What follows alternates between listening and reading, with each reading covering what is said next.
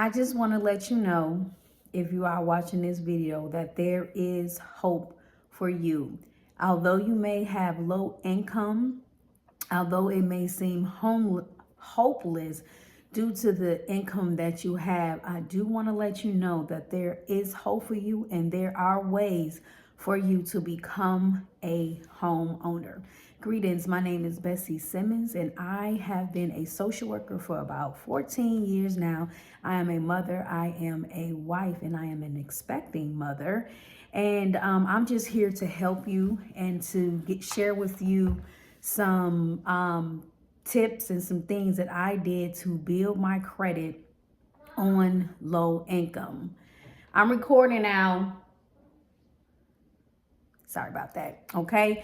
So in 2017, I started to repair my credit, not because I wanted to become a homeowner, but because I wanted to build my credit and I wanted to have better credit, and because I wanted to have better interest rates on things that I wanted to purchase, because I was running into roadblocks due to poor credit. Now in 2017, I think my credit score was like 530 or 547. I can't remember the exact number, but I know it was in the very low 500s. So I had to get a copy of my credit report to see what was showing on my credit so I can start addressing those issues and start paying some things off.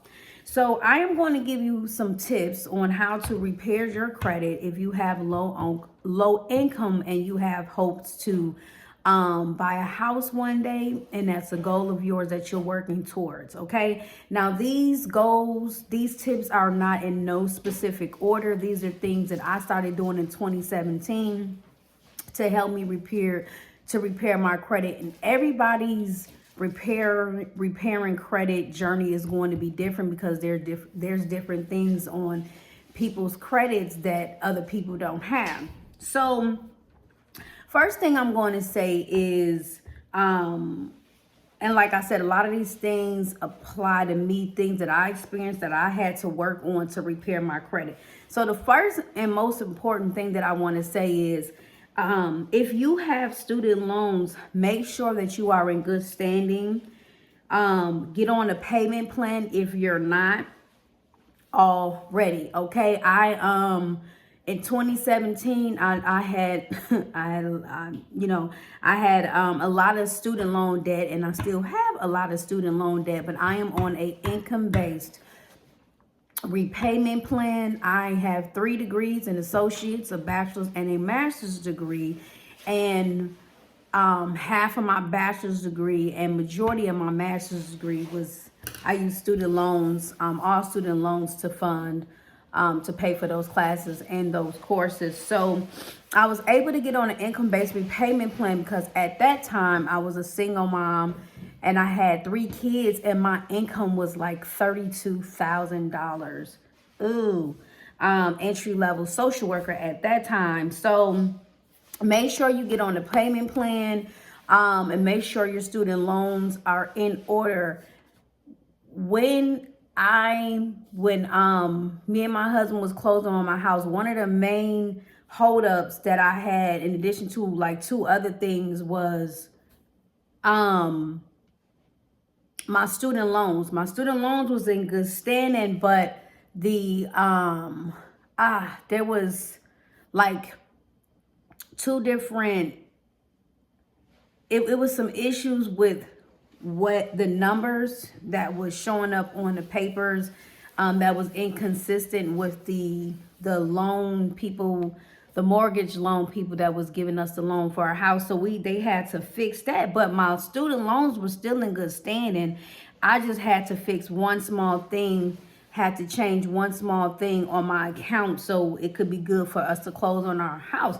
But had my student loans had it not been in good standing, that would have been very, very bad for me. So if you have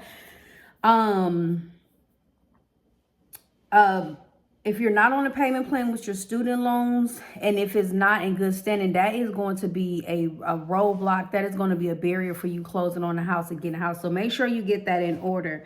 The next thing that I had to do was to settle and negotiate and pay off any accounts that was in collections. So I had a couple of things on my credits like around 2017 that went into collections. I think it was like a gas bill that I had that I had to pay off. And I don't even really know, now that I think about it, I don't even know how that ended up in collections, because I paid it and whatever. But make sure that you have all your accounts on your credit history is in good standing, especially collections. If you are an apartment renter and you rent an apartment and you go apply for an apartment, if collections come up, a lot of times renters will not rent to you because it looks like you don't pay your bills. So nobody wants to rent to somebody that has something in collection, or nobody wants to rent to anybody if they're not paying their bills. So I had to call the people who the gas bill was sold to in collections. I called them and I settled on that bill. Matter of fact, I paid it off in full. I don't even think I paid a lower amount for that. I actually paid that in full. And I called TransUnion. I called all the credit bureaus, and I wrote every credit bureau a letter saying that I paid that debt off and it is off my credit, and it came off my credit report within 30 days.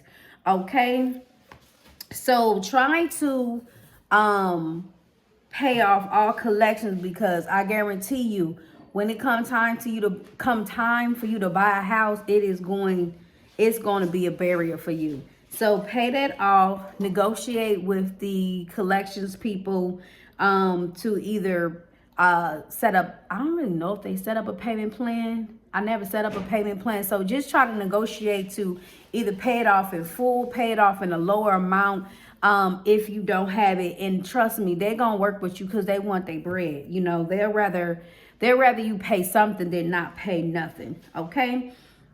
Next thing is, although I didn't have this issue in 2017, when I started repairing my credit, I started to have these issues with these credit cards around 2021, because one of the reasons why my credit score was so low was because I had no credit. I didn't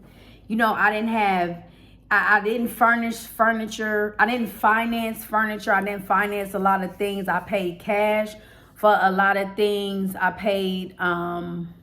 I used to finance cars when I was younger, but I started to pay cash for my cars because I didn't want to pay a car note. But long story short, I didn't really have no good credit history. So I knew that I wanted to be, around 2021, I knew I wanted to become an entrepreneur. I knew that I wanted more things and it required me to have credit. So I went and got some small credit cards to build up my credit.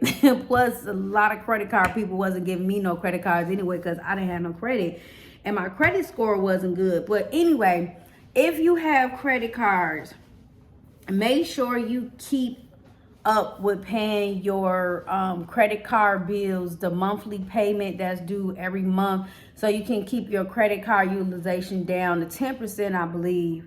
Some people even suggest that you keep it lower than 10%, but at least 10%, because what I'm noticing with my credit is that not paying your credit card bills on time and letting them go into collections and stuff really negatively impacts your credit score. And I had that issue where I didn't really understand credit cards, and I was spending my credit, swiping and spending all the money on the credit cards all at once, and then not paying.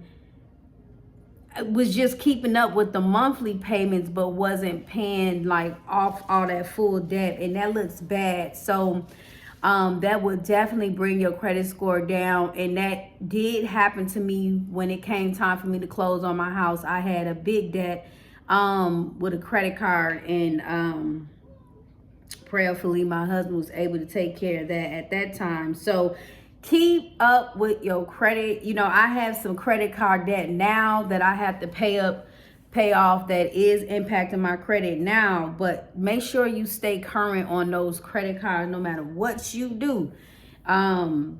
Keep up with that, because that's going to be a barrier to you to close on your house and to get loans.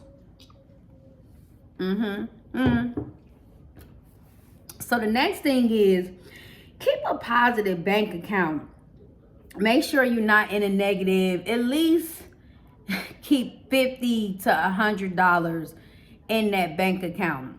I know it's a struggle when you have low income. I know you have a lot of money going out. A lot of people have debts, but make sure you stay away from overdrafts. Keep your accounts current, and do not let any of your bank accounts go into collections. Now, I'll be transparent. Before, when I was in the middle of buying my house, I had this account with this credit union. Oh my gosh. And I didn't pay. There was a debt that I had, an overdraft, but some I didn't pay. They closed the account, and I kept saying, I'm gonna get to it, I'm gonna pay it, or whatever. And I didn't pay it, and it wasn't showing up when the mortgage people was like running my credits and stuff. And then all of a sudden, I'm trying to tell y'all, all of a sudden, when it came time for us to close on our house, to be like finalize everything, that dang on dome collections thing came up, y'all. And I was so petty. Because it was only like $112. You spend that on a weekend restaurant food. So I was just being, don't be ignorant. Don't be stupid and not pay, those small things up, because a small thing can turn into a big thing. Just stay current. Stay current with your bank accounts, okay? The mortgage companies and the lenders are looking at that.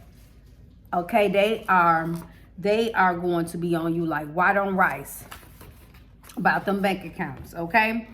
The next thing is, this is just, general. Pay the following on time, but pay everything on time, okay? Pay your car note on time. Pay your personal loans, if you have any, on time. Pay your furniture loan payments on time. And pay your rent on time, okay? Because I had my renter that I was renting from before I got my house, they were reporting me paying my rent to the bureaus. And I didn't even know that, because I never had no landlords report that to the bureaus or whatever. And I had took out a personal loan or whatever, and the lady who was doing my account or whatever, she was like, whoever this place is, this is really building your credit up. And when she told me, I'm like, oh, for real? I'm like, dang, I didn't even know they was reporting my rent to the bureaus. So pay your stuff on time. With the furniture loan payments, even though it doesn't really show on your credit that you made payments, and I have suggested furniture people to report on the credit bureaus, because I'll be paying that stuff on time. They don't report, but if you don't pay your furniture bills payment on time, they gonna report. They gonna put it on your credit report, and it's gonna look real bad. So stay current with that. I know, like I said, I'm a social worker, and I know I have a client who was trying to get an apartment or whatever, and she's in court. She had to go to civil court for not paying off like $7,000 worth of furniture debt. You think you getting away from not paying them bills and paying them furniture loans or whatever? Some people take finance furniture and don't pay it off. And they think they get away with it, but they gonna catch up to you. They may not catch up to you physically, but they definitely gonna catch up to you on that credit. So make sure you stay current with that. Now this is a suggestion that I know some people may not be able to get away with, but I think for the majority, most people can. Do not file bankruptcy. No matter how bad the situation is, you know, I know people get repossessions on their credit. People, you know, get into very, very deep financial debt, and they want to file bankruptcy to wash all of that heartache away. Not a good look.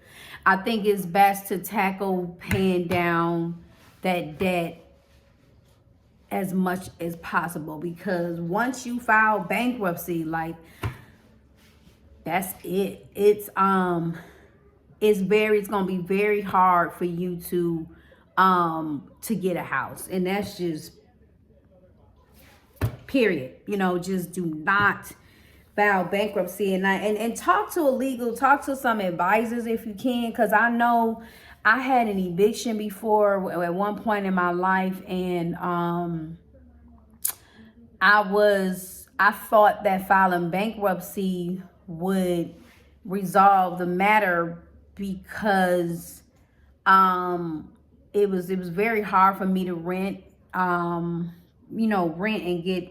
get an apartment because of an eviction that I had on my background. But you filing bankruptcy is not going to get the eviction off there. It's going to be on there for 7 years.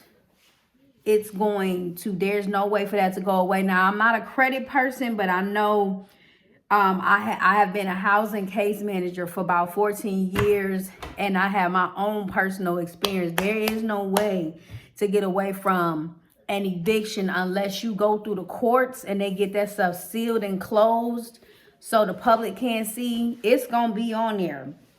So don't file bankruptcy.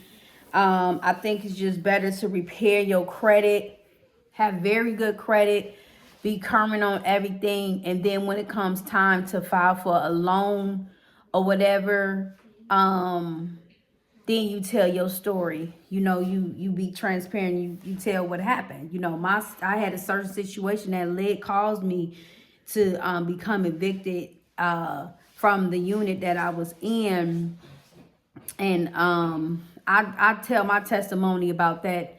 I have told my testimony about that before on YouTube. If you go back through my videos, you can see that testimony. So I won't go into that.